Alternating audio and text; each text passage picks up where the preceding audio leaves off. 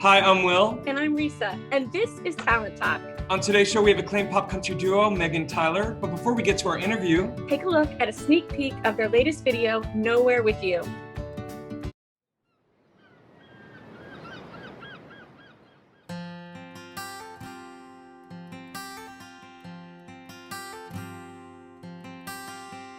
Everybody wants to go to Paris. Everybody wants to ride on the Ferris wheel. But I just want to stay still. Everybody wants to go where it's loud, but I only want to be here with you now. 'Cause you are the best view. You're my first class ticket to anywhere. 30,000 feet, one kiss, you take me there. I love going nowhere, nowhere with you. You can't buy it, you know I tried it. Who knew that I would find it going nowhere with you? Nowhere with you. I love going nowhere with you, my love. Going nowhere with you, I love. Going nowhere with you.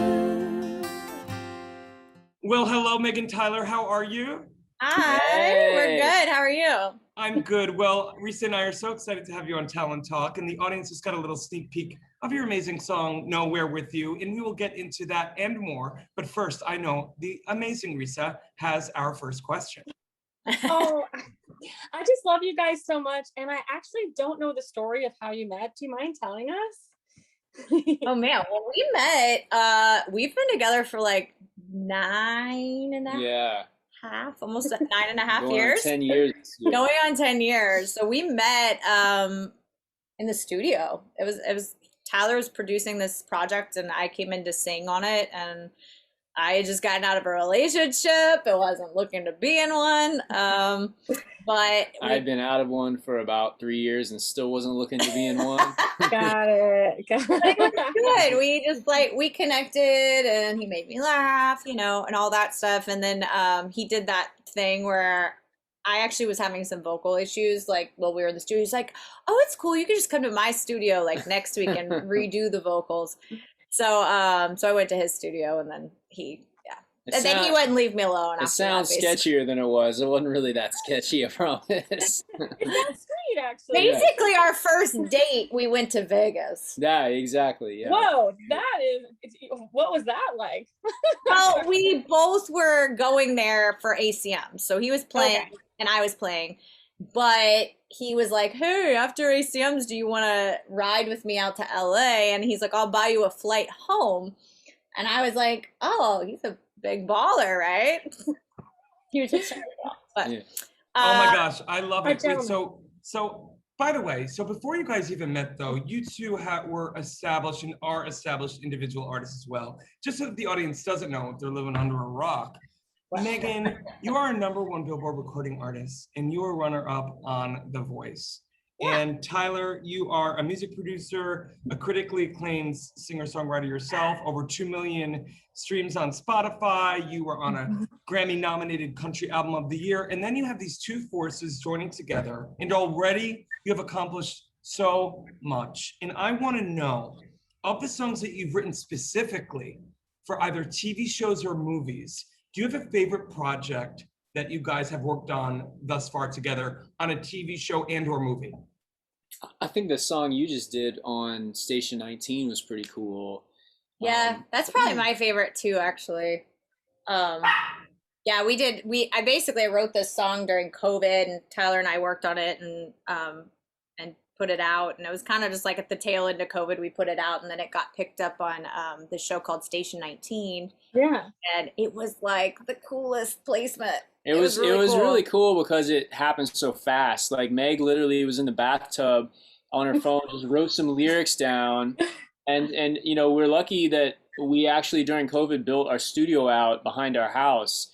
So kind of like whenever inspiration strikes, we can just kind of go in the backyard and like go out to the studio. So she was literally in the bath writing these words down, and then she was like, hey, let's, you know, it was like 11 at night, let's go run to the studio. And literally I just played some chords on the piano and she sang these words down. I mean, it took us 15 minutes probably. Oh my gosh. You know, and it was sort of, she was just sort of channeling, and it was like you know, it was like she was just channeling something. It was really cool. And then to see it on the TV show and to see it like worked into the plot of the show, and like it's this really heavy scene where this girl dies of a drug overdose, and it's this really heavy, you know, just seeing it and hearing it in that context was, it kind of gave us chills. Yeah, you know? it was wild. That was the coolest placement I've ever had, because it was like a miniature movie to the song. It was Yeah, really I was cool. like, what the heck? I was like, you need to take more baths. I mean, come on now. Well, actually, that's my next question. Not about baths. I'm sure you smell amazing, but the next question is like, how do you guys, is one person more melody, one person more lyrics? Is it how does it work, or is it by song? Because I know each song is its own little thing. So just curious how you guys co-write together. Tyler's good at everything, and it's annoying. Like, he can play every, like, 10 different instruments or something, and he produces and he engineers and he sings and he does all of the things. And so I feel like it does, like, depend on the song. But Yeah. like, with my stuff, I'm pretty like, I don't know. I pretty much write my melodies just because I'm singing them, you know, and so Yeah. I kind of know how I want to sing them. And then I usually have like pretty clear idea about what I want to do. But then he'll also just come out here and like record a whole song and play it for me, and I'll just weep because I'm like, how are you this good? But it really just depends. You know? We kind of have a flow with the way we work with each other, though. I tend to be more like, chords and music and the track, and then Meg tends to write lyrics and melodies and stuff when we're collaborating together. So. Well, and speaking of vibe, I mean, I can even just tell on my Zoom screen from New York that you guys have such a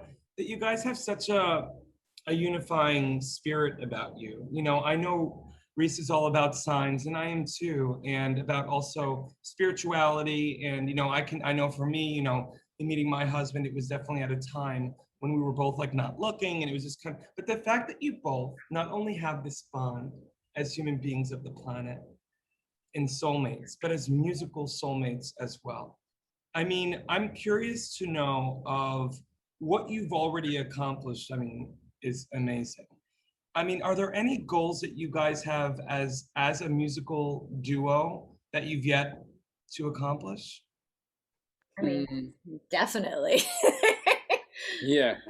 I think COVID changed a lot of it. Now at this point, it's like we're just excited to kind of get back out on the road, I think, and play shows and stuff again, because I think before, like when COVID started and we started building our studio, obviously the goal was to get this place built that was kind of a home for like creatives and a home for musicians and a place where we could create every day. And we're inspired to create.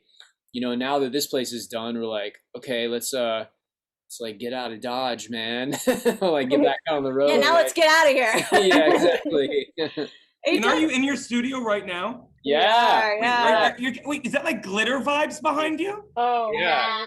That's the Meghan Linsey. That's that Meghan Linsey interior. That's the brand. There. I mean, you're literally, your studio's on brand. Yeah, it is.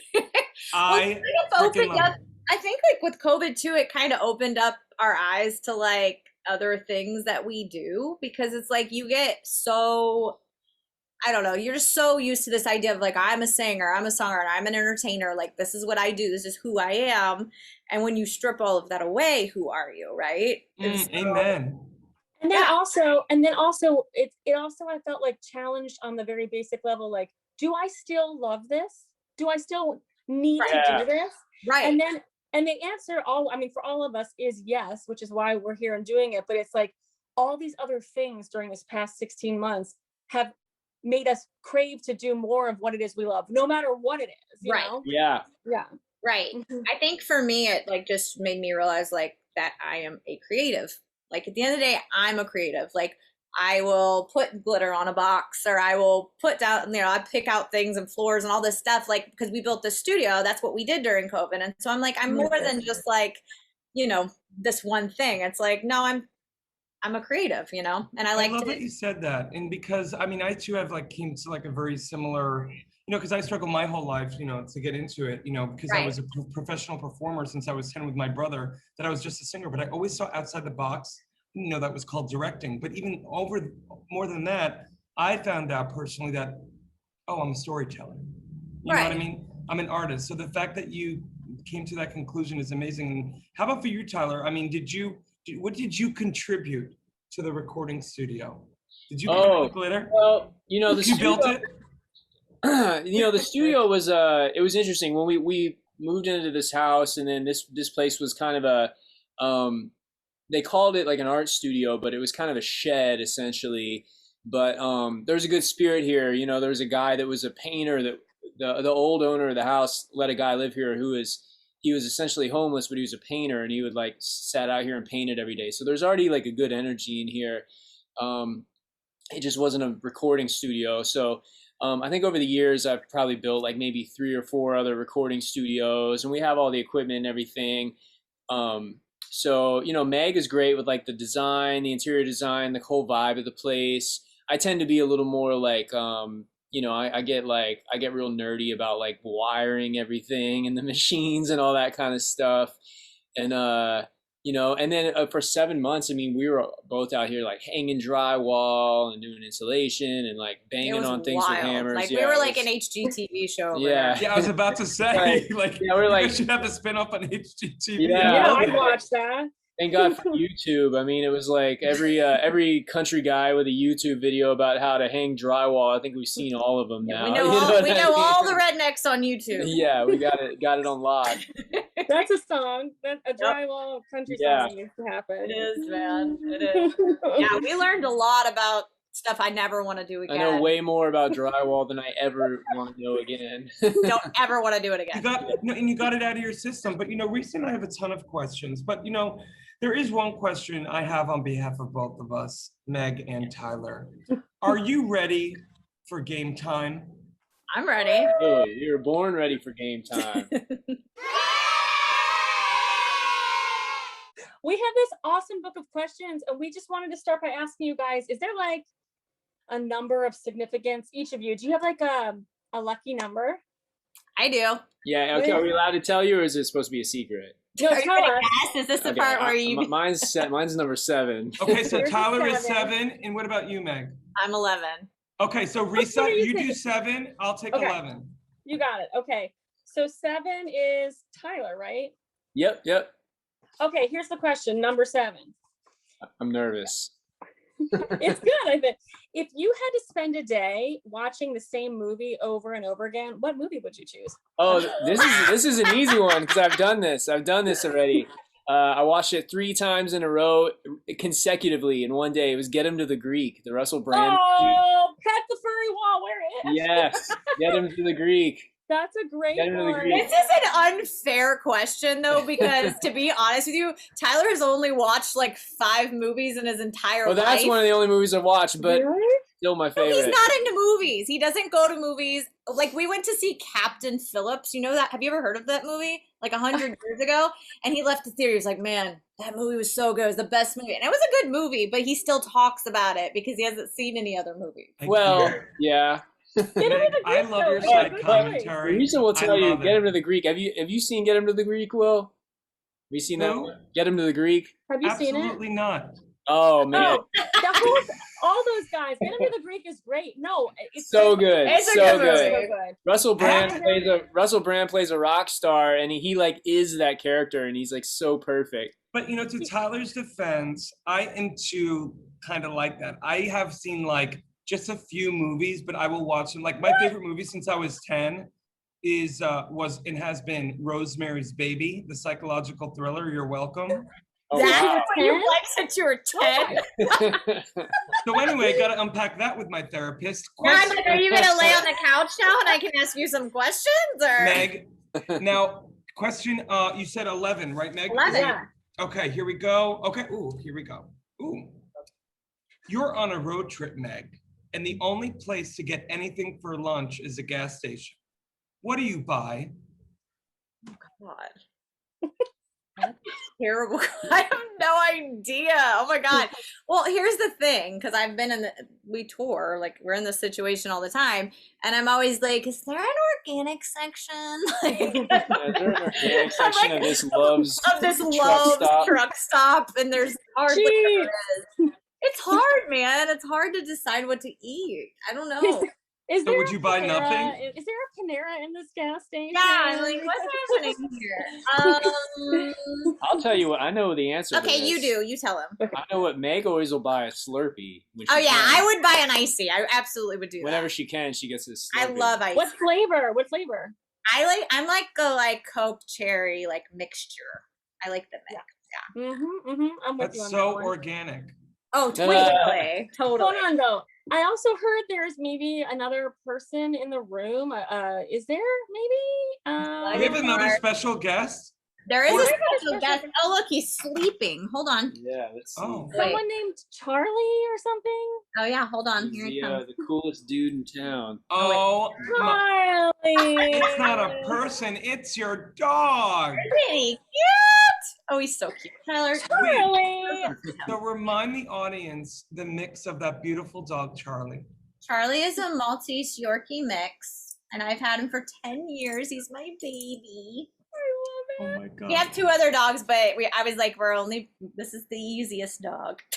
So I have a question, and maybe mommy and daddy can answer this. What is Charlie's favorite number? do you Charlie's think? got to have a favorite number. Charlie, what's your favorite number? We'll go with 10 since he's 10. I think we should go with number 2 because that's what he does in the house sometimes. Tyler. Which one do you want to do, Will? So 10 or I'll 2? do number 2, Risa, you do 10. Okay.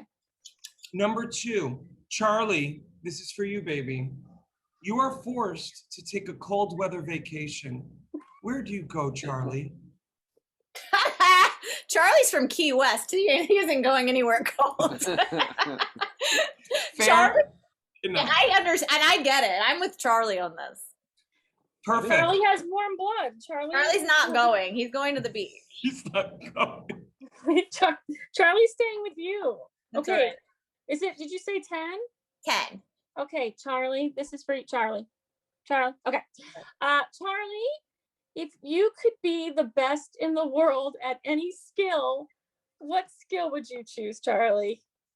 I think he's losing all of his teeth, so I would say he'd probably choose the skill of eating again.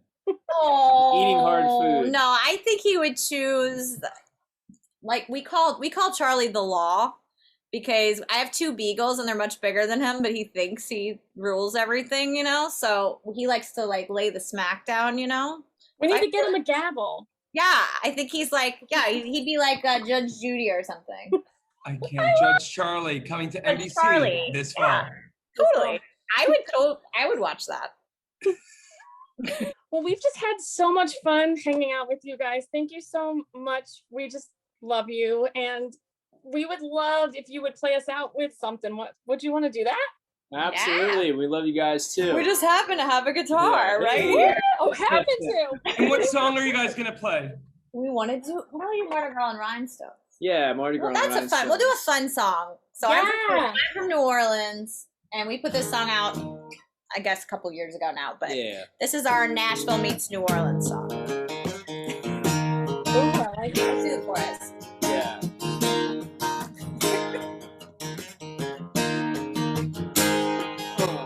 Like Mardi Gras and rhinestones, we bring the party to your headphones.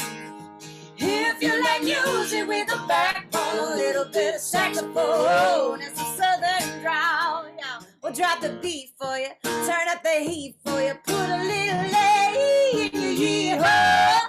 Like Mardi Gras and rhinestones, we bring the party to your headphones.